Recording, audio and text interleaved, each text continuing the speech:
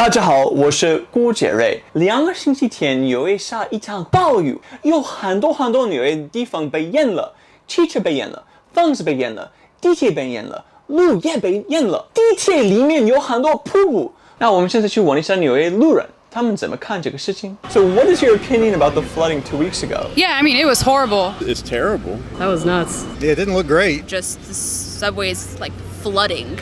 Just feet of water. Everything was flooded, like subways. You also heard of people that were getting stuck in basement apartments at this time. Basements were flooded.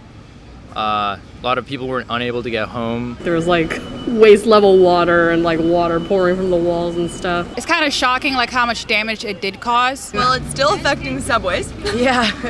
Because we weren't able to take any today. People that live in like Queens or Harlem or the Bronx, Brooklyn, like you could tell like nothing has been fixed in like God knows how many freaking years. So I work up at the hospital, Mount Sinai, and they were talking about like a lot of people passed away, which is obviously heartbreaking. Yeah. I didn't know. I mean, I think it's something related to climate change. We are from Chile, and many like similar situations are happening there too, and because of climate change. And I think that this type of weather that we are like having right now, the like extreme temperatures are related to that. It almost seems like New York wasn't prepared for that kind of storm. It seems like the city wasn't very well prepared for such a thing to happen. It's going to be happening more and more, so we've got to figure out what to do about it. And which infrastructure do you think New York or the U.S. needs most? I guess definitely the train. Maybe drainage when there is storms like that. The storm drain. Drainage, infrastructure. The subway, probably. The subway or train. Maybe the subway. Yes, the subway. I mean, obviously I want safe roads, I want safe tunnels, but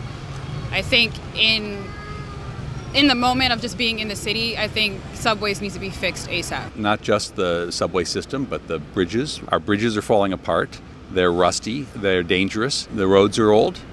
Some of them going back probably 300 years. And if you could give a score from 1 to 10 about the infrastructure in New York, what would you give? We'll go for a 6. Maybe like a 5. A 4. I mean, have you ever waited for like 15 minutes for a subway just because, I don't know, something's on the track or there's water or crowds? Probably give it a 6, actually. 6 or 7. Like 6 or 7. 6.57. Give it a 7. You know, we're still the only subway system that runs like 24/7. I've lived all over the United States, and it's not like anything else here. So like the subways and the bridges, like, you know, I grew up in Las Vegas. You don't have any of that. Considering the logistical difficulties of here, I'd probably give it an 8. Have you been to any other countries around the world or seen any other countries around the world where you think the infrastructure is more acceptable? Oh, yeah. I went to France and Germany and Luxembourg, and they have like, I guess it's their metro system, just like ours. And when I say it's efficient, it puts us to shame. There's no rats. It actually works. Having traveled the world quite a bit, the subway system looks like it could use a lot of cleaning up and organizing, and it could be better. The subway in Chile is like way better than the one is here in New York. Other parts of the world, namely like East or Southeast Asia. Like Singapore. I think Singapore's supposed to be good at it. South Korea. Same with Japan. Yeah. We've both taken trips to Japan, and the way that they run and the cleanliness is just a whole different world. You certainly get the impression China is. The Chinese do quite well, and they're able to build systems, in a fraction of the time that it takes us to open a subway stop here, as a matter of fact. Have you been to China? I have.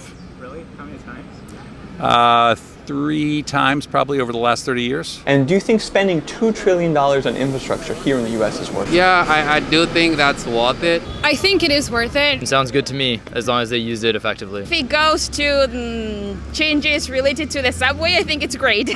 Yeah, I actually think one of the cornerstones of any policy should be infrastructure. I think that there's an opportunity to have it fixed, but I just don't know if there's just a delay or laziness. We spend $500 billion on military. We spend $20 billion on health care. And I don't know what it is on infrastructure, but the scales are not set right. And I believe that we should be spending more money on infrastructure and people and less on the military. I think we have to spend on infrastructure. Our systems are falling apart. We are becoming less than a developed nation. Shame that America's falling behind so many other countries in infrastructure. It's the wealthiest country in the history of the planet. We don't take care of our roads and bridges and people. Really. So absolutely, investing in the ways to get around in this country, it's a big deal. 总的来说，美国基建问题从4月到现在一直涨，加上极端天气越来越多，所以现在很多美国人意识到我们需要在基建上花很多钱。那我们2万亿美元的大秀美国的计划现在怎么样？我最近看了新闻，他们还没商量好花钱在哪里，花多少钱，他们还在吵架。好，那我现在走吧，拜拜。我是郭杰瑞。